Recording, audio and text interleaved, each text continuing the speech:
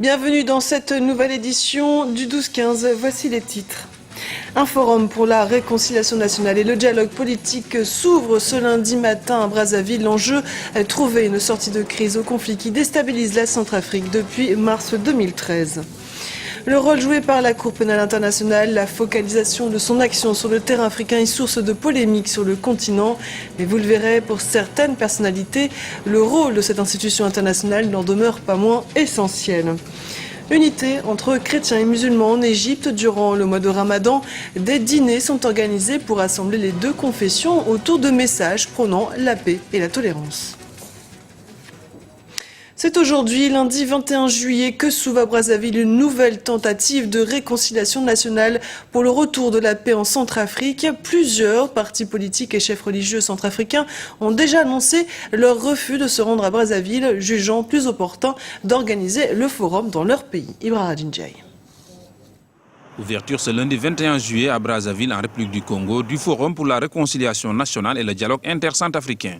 Au menu des discussions, plusieurs points discordantes et le plus attendu, la signature d'un accord de cessation des hostilités entre les Séléka et Anti-Balaka. Ce qui est plus important, c'est qu'après 6 mois de l'intervention française et de la MISCA en République centrafricaine, des questions essentielles soient posées à Brazzaville quant à ce qui concerne la non-mise en application des résolutions des Nations Unies en ce qui concerne le désarmement. Par contre, il ne faudrait pas que Brazzaville soit le lieu ou le cadre où les différents bourreaux vont être réhabilités et que l'impunité puisse perdurer en République centrafricaine. Après les pourparlers de Libreville de janvier 2013, puis ceux de N'Djamena du 6 au 10 janvier 2014, cette rencontre est un enjeu crucial pour les acteurs politiques de la Centrafrique et leurs partenaires engagés dans la résolution pacifique du conflit. Brazzaville, pour moi, est une étape. Et après Brazzaville, si les Centrafricains prennent conscience qu'ils ne veulent plus aller à Brazzaville ni à Libreville, c'est à eux de prendre leurs responsabilités maintenant vis-à-vis de cette population qui s'ouvre pour pouvoir maintenant se lancer dans un agenda qui nous permettra de sortir définitivement de cette zone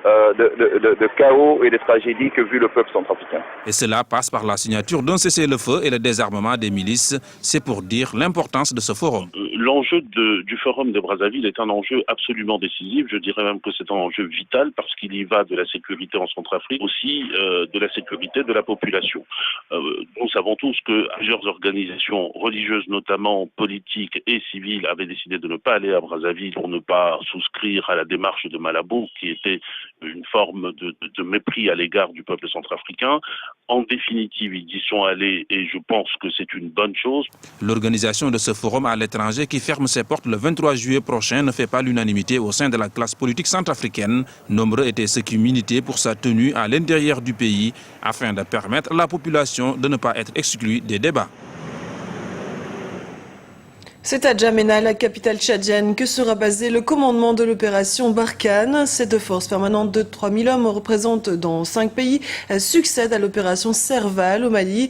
Le Tchad en sera le centre névralgique. On écoute à ce propos Lucien Pambou, notre éditorialiste.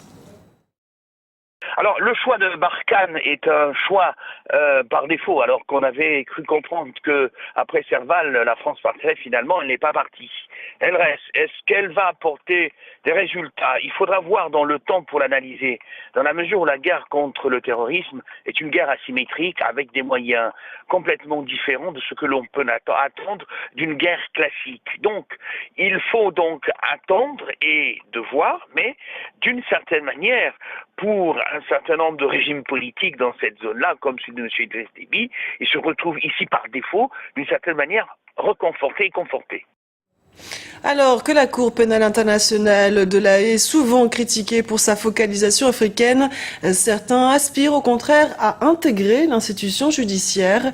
Sidiki Kaba, garde des Sceaux du Sénégal, passait son oral devant les membres de la CPI le 12 juin 2014. Un mois après cet examen, il revient sur les motivations qui le poussent à postuler et s'exprime sur l'importance du rôle joué par la CPI. Kessie Weby-Martel. 16 ans après sa création, la Cour pénale internationale ne fait toujours pas l'unanimité. En 2002, l'institution entrait officiellement en vigueur et 12 ans plus tard, la CPI compte à son actif une vingtaine d'enquêtes ouvertes en grande majorité sur le continent africain. Une polarisation souvent critiquée par certains États du continent, Mais pour le ministre de la Justice sénégalaise, l'Afrique ne rejette pas la juridiction pour autant. L'Afrique exige une plus grande équité territoriale dans les poursuites et que partout où il y a des crises ou qu'il y a des auteurs présumés des crimes qui relèvent de la compétence de la Cour, à savoir le génocide, les crimes de guerre, les crimes contre l'humanité, les crimes d'agression, que les auteurs présumés de ces crimes soient poursuivis. Et que ce soit en Irak, que ce soit en Afghanistan, que ce soit en Ukraine, en Géorgie ou dans toute partie du monde ou la Syrie. Ceci rassure, cela permettra de dire qu'il n'y a pas une justice à deux vitesses et qu'il n'y a pas une justice à la carte. Le coût de fonctionnement de la CPI, jugé trop élevé, est également pointé du doigt, avec 41 millions d'euros pour ses 2 premiers procès. Mais pour le garde des Sceaux sénégalais, l'augmentation du budget est l'une des clés de la pérennisation de l'institution judiciaire. L'ancien avocat plaide également pour une meilleure participation de ses États membres. Au lieu de se tourner vers la CPI qui sera inutile si tous les États jugent dans leur propre pays, parce que ratifier le statut de Rome ne veut pas dire qu'on renonce à sa souveraineté judiciaire, c'est l'appel que je lance. Et je dirais aussi qu'il faudrait régler au sein de l'Union, de l'Assemblée générale des États partis, l'ensemble des questions qui concernent la CPI et laisser l'Union africaine s'occuper des questions de développement, des questions d'économie, des questions d'agriculture pour assurer la prospérité et le développement du continent africain. Et l'appel lancé par le ministre n'est pas anodin. L'ancien avocat souhaite intégrer et présider l'Assemblée des 122 États partis à la Cour pénale internationale. Un de ses premiers engagements, s'il est élu, sera de faire en sorte que chaque État participe au prorata de ses moyens au financement de l'institution judiciaire. Premier bilan des attaques perpétrées depuis une semaine aux alentours de l'aéroport de la capitale libyenne Tripoli. En tout, 47 personnes ont perdu la vie lors des affrontements entre milices rivales. Ces heurts sont d'ordre politique puisqu'il s'agit d'affrontements entre libéraux islamistes mais aussi régionales avec les conflits qui opposent les villes rivales de Zenten et de Misrata. Au regard de la dimension que prennent les combats, les autorités libyennes envisagent de faire appel à des forces internationales pour rétablir la paix et la sécurité. Le mois du Ramadan pour les musulmans, c'est un jeûne qui s'étend sur un mois, mais c'est aussi la possibilité d'envoyer un message de paix aux autres confessions. Focus sur une opération qui milite pour la tolérance et l'ouverture d'esprit en Égypte avec Mokhtar Ba. Le mois de Ramadan est connu pour son esprit familial. Dans cette église du Caire, un repas a été organisé afin de montrer l'unité entre chrétiens et musulmans pendant ce mois béni, où les musulmans se retrouvent pour rompre leur jeûne. Le partage de ce repas d'iftar est également considéré comme favorisant l'unité nationale.